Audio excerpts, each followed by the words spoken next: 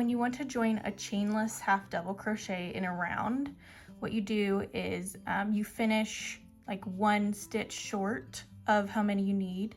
So I need 60 stitches and I only have 59 here. So now I'm gonna yarn over and insert as if I was going to make another chainless half double crochet, and I'm gonna pull up a loop, and then I'm gonna stop there and I'm gonna grab the other end and make sure it doesn't get tangled.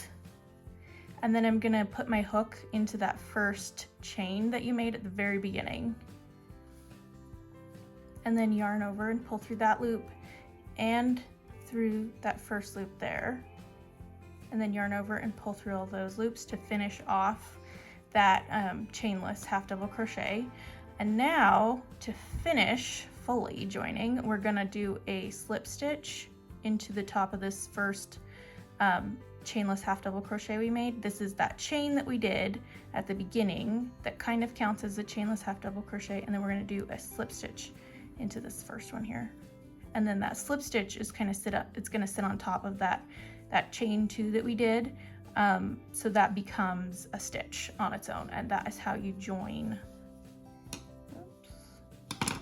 your chainless half double crochet in a round.